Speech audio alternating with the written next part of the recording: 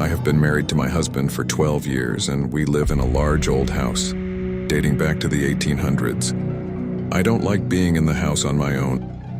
Over the years, many creepy things have happened, which only seem to happen when my husband is not there.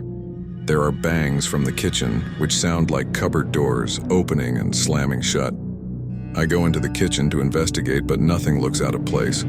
I just get an eerie feeling like I'm being watched. Things go missing. My glasses disappeared for 2 weeks, then one day reappeared under the front room sofa, which had been checked on many occasions. Once I was babysitting my grandson, who was around 18 months old at the time. We were sharing a bed, and he was fast asleep next to me. However, when I awoke in the morning, my grandson was no longer in bed next to me. In a panic, I jumped up and see him asleep on the floor next to the bed. Now, if he fell out of bed, there would be screaming and crying, but he was fast asleep. The strangest thing is the pillows that were on the bed were laid neatly underneath him as he was asleep on his back on top of the pillows.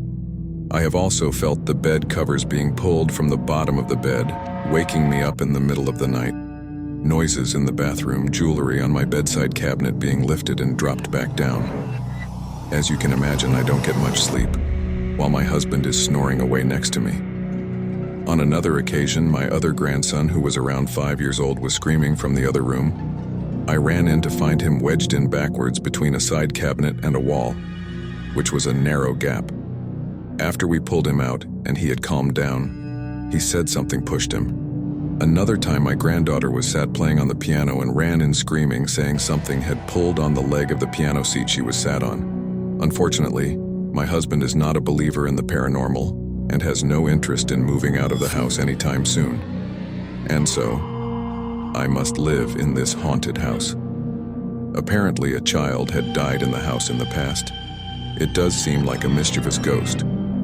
I ask the spirits to leave me alone, especially when it's dark, but they don't listen and continue to haunt me. In the spring of 1964, when I was 16, I was staying in a village in South Wales at the home of David, a friend I had made the previous year. One evening, David suggested we try a wine glass seance. I was uneasy about this, having heard of potentially harmful side effects, but was not confident enough to say no. I would telephone my parents periodically when I was away from home, and I decided to make a call that evening. While David was setting the table for the seance, I walked the quarter-mile alone to the telephone box in the village center, as there was no phone in the house.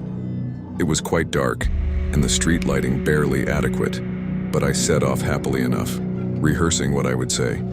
After about 100 yards, I got the feeling that someone was behind me. I was slightly annoyed with myself for succumbing, but I couldn't resist turning round and looking. As expected, there was no one there, and the feeling disappeared. I continued on my way. The sensation, when it was almost gone, immediately returned, but much stronger, and it felt as though a mysterious entity was walking with its toes actually touching my heels and never losing contact as I walked. Again, I turned. Again, the sensation disappeared. Again, it returned almost immediately as I continued. This time, the impression had taken on another dimension. I felt it was head and shoulders taller than myself and was walking on tiptoe. What on earth was going on? Was this the devil? Had all this talk of seances conjured some entity? I looked again, turning full circle this time. Nothing. I felt decidedly uncomfortable as I continued walking. I was getting near to the village center by this time. Surely, if this was a creature of darkness, would be disturbed by the brighter light of the shopping area and would leave me alone. As I neared the friendly neon of the shops, my perception of the entity increased as it seemed to manifest ever more strongly. It was towering over me, even though I was already near my adult height of over 6 feet. It was, as before, walking on tiptoe and literally on my heels, and I became aware that it was laughing at me. Not a malicious laugh, but a teasing, playful, mischievous laugh. I knew then that whatever or whoever it was meant me no harm. I tried something I had read about in a book on the paranormal. I turned around and, while concentrating on trying to project caring, loving thoughts, said quietly and carefully, "Are you a troubled spirit?" "Can I help you?" I hadn't the faintest idea what I would do if it said yes, but the problem didn't arise.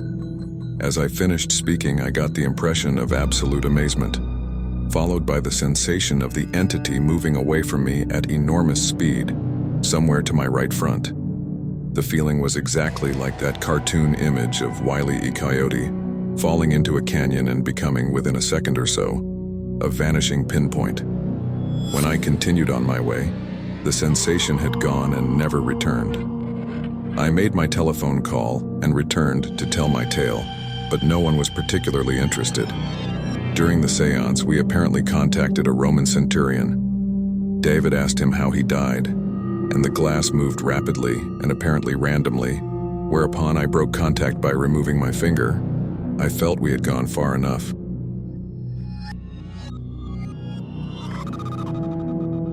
Let me take you back some 30 years to a town in Malaysia, just across the border from Singapore. My father had just been promoted to the rank of education officer and was entitled to free accommodation as a senior civil servant. The family was obviously delighted to occupy a large house and gardens. One evening during the first week after moving in, my elder brother, aged 9, appeared before us totally speechless. All he could stutter was, "There's a skeleton hanging between the bedrooms." We eagerly went to investigate, but found nothing amiss and settled down to a quiet evening with my poor brother, obviously distressed by the experience. A few days later, I got up in the night to answer the call of nature. Though half asleep, I made out the figure of a man standing in the dark by the doorway, leading to my parents' bedroom. I assumed it was my dad and proceeded with my business. The next morning, I asked my dad what he was doing there the previous night. He said he had slept like a log and did not even hear me passing his room. This was followed by our live-in maid complaining that somebody kept shaking her up violently in the night. A couple of weeks later, I came back from school at midday and was having my lunch alone, when my younger brother, aged 3, was sitting on the stairs overlooking the dining room, cried, "Sis, who's that man sitting behind you?" Without looking back, I screamed and shouted for my mom, who emerged with a baton, convinced she had an intruder on her hands, but no one was to be seen. Over the next few weeks, things began to disappear without trace, including my braces, which I had to wear to straighten my front teeth. We were all accused of carelessness. All victims of these mysterious thefts were reprimanded by my dad, who seemed to be the only member of the household to escape these incidents. Then Mum suddenly fell violently ill. Doctors were called in as she drifted in and out of consciousness. She eventually pulled through, by which time Dad had had enough. When he returned to work after Mum had recovered, a colleague asked her, "How is your wife?" Dad snapped back, "What the hell is wrong with this house?" With much arm twisting, the man admitted that the house was believed to be haunted, with at least 2 men known to have taken their own lives. One hanged himself at the spot where my elder brother allegedly saw a skeleton. Another had poisoned himself. By now, we were all so scared that we were going everywhere accompanied, even to the bathroom where we would have the other person facing the wall. Dad consulted various religious bodies, who claimed that the ghosts had to take another life in order for them to rest in peace. Exorcists were hired. Any signs of religion were removed in case of conflict in faith. Then my little brother fell seriously ill. My parents did not wait any longer. We moved out to temporary accommodation. Peace at last. Soon afterwards, we heard that the spirits had claimed a baby's life. Apparently, the house had been exorcised several times now and is believed to be safe. But I, for one, am not going to find that out for myself.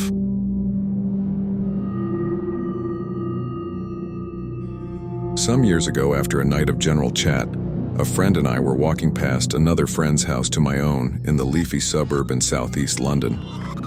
It was around 6 a.m., and dawn was breaking when we saw a figure walking up the street towards us. The word we coined later to describe its movements were lolloping, a kind of up and down bouncy walk. It took a few seconds for the 2 of us to realize this was no human being. "See that man?" I asked.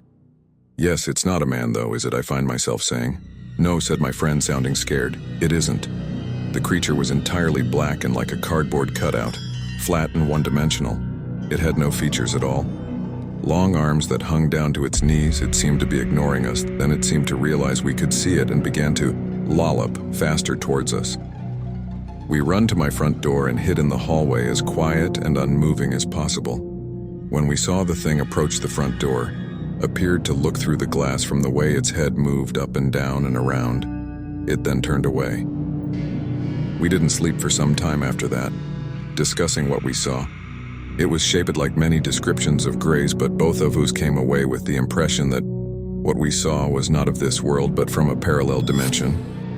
We instinctively felt it was not a creature to try and communicate with, and not something we thought it was good to be near. We felt that if this creature had somehow got hold of us, we would not be around today to tell the tale.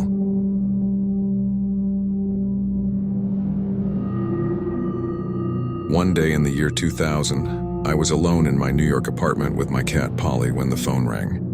An unfamiliar voice told me that my wife had just called to report that there was a fire in my oven. I told the doorman that I had no wife, and there was no fire in my oven. Spooky, however, there had been a fire in my electric oven the week previously. Shortly after he hung up, there was a knock at my door.